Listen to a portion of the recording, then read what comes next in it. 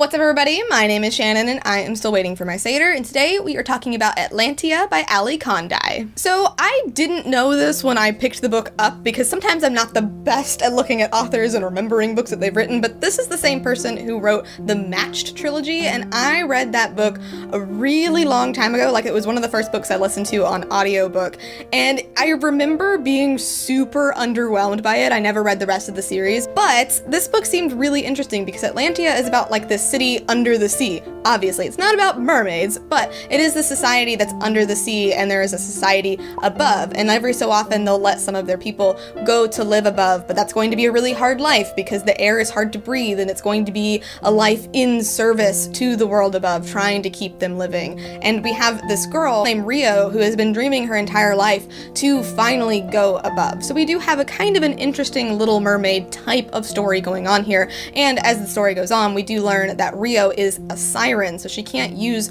her actual voice when she talks to people. She does have to make it pretty flat, pretty monotone. Her people are pretty much in hiding because society doesn't really approve of them, doesn't like them. Some people fear sirens because of what they can do. So it just sounded like a cool story, a little bit cookie cutter, but it sounded interesting.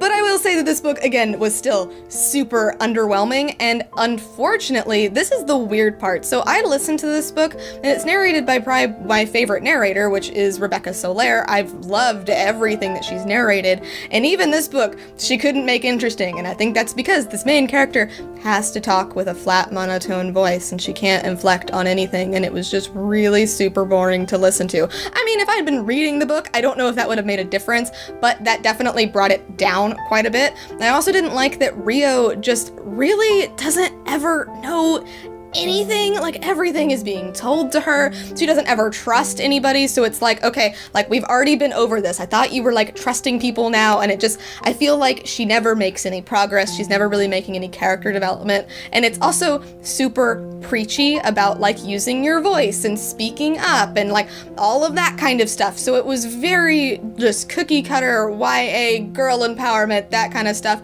There wasn't anything new here, but I will say the world was super cool. The world was very interesting, but unfortunately, these characters that inhabit it are just super one note, flat, boring, and I have absolutely no interest in them. Luckily, it looks like this book is just a standalone, so that's really nice. It doesn't leave you like on a cliffhanger or suspense or anything like that. That's always super great. But I really don't know if I'd recommend this book. It's a cool idea. It's a really interesting concept. And like I said, the world is interesting. You can tell that this author created this whole great mythology, and there's a lot of backstory, and there's really a lot of rich history that goes into it, but it's just delivered in such a boring way. If Rio had been differently, I think if this main character had been written differently, if she had been a little bit more interesting, it would have been all the better, even though the plot is still a little bit boring.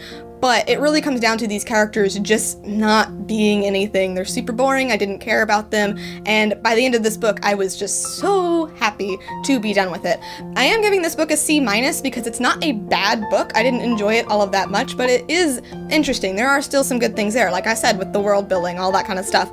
But this by no means was an enjoyable read. It was kind of fun in the beginning, but I was really dragging my feet through the end of it. Would I recommend it? Probably not. It's not about mermaids, even though the cover of it makes it looks like it's about mermaids, so if you go in with that, you're definitely gonna be disappointed, but it could still be an interesting read. But thank you guys so much for watching this video. If you liked it, be sure to hit that like button down below. Don't forget to subscribe so you can talk books with me every week. That is everything I got for today, and I will see you guys next time. Bye!